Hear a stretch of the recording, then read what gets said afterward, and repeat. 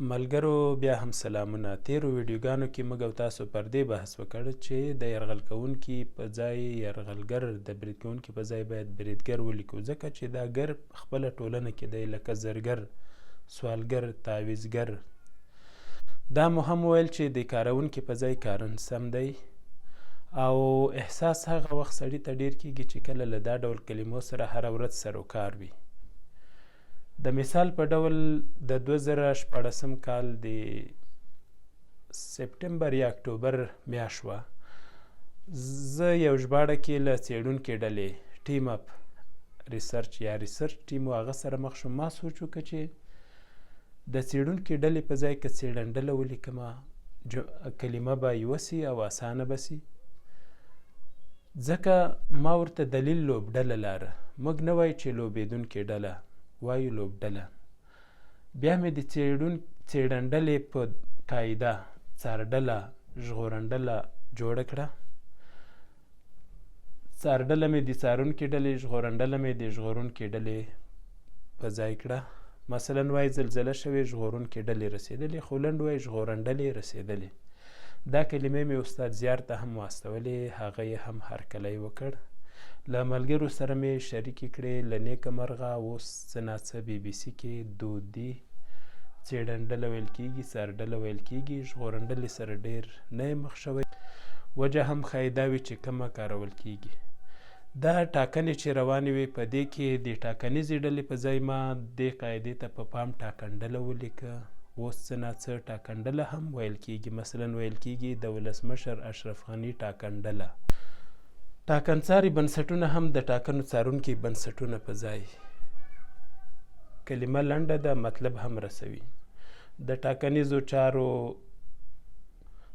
څارونکي بنسټونه یا د ټاکنو څارونکي بنسټونه، د هغې په ځای ټاکنڅاري بنسټونه ډېر لنډ راځي او مطلب هم رسوي.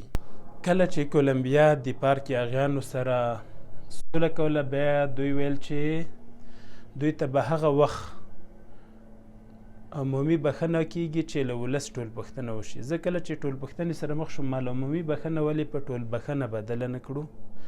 ځکه ټولپښتنه هم له ټولیزې پښتنې یا عمومي پښتنې جوړه شوې کلمه ده. همدې باندې مې هم استاد زیار سره خبره وکړه. هغه ویل که د ټولبښنې په ځای ټولبښاو شي، لا بښه راشي. خو ما د ټولپښتنې قاعدې ته په پام همدا ټولبښنه غوره وبلله، او ټولبښنه هم یعنې د عمومي بښنې په ځای راوړلی شو.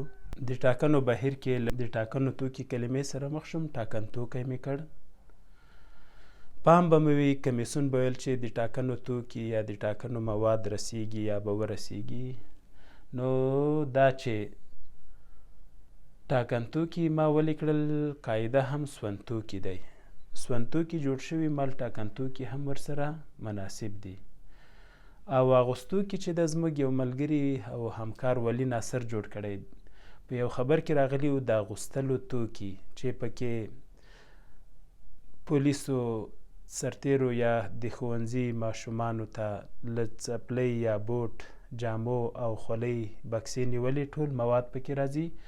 او البسه یا ملبوسات ورته ویل کېږي په دولت رسمي چارو کې، خو پښتو کې بیا همغه ته بدیله کلمه څه شی ده؟ اغوستوکي. دا ډول یو ورځ موږ بل ملګري هدایت حمیم یو مطلب ژباړو، د لوبو توکي سره مخ شو، هغه لوبتوکي جوړ کړه، او لوبتوکي هم همدې قاعدې سونتوکي ته په پام جوړ کړه. دا هغه لنډې کلمې دي چې مطلب هم رسوي او د کلمو له اوږدوالي یا د عبارت د اوږدوالي مخه هم نیسي. په آخر کې هم پښتو زده کړه فیسبوک پاڼه او پښتو لرنینګ یوټیوب چینل در سره خوښ او زنګوله کړئ.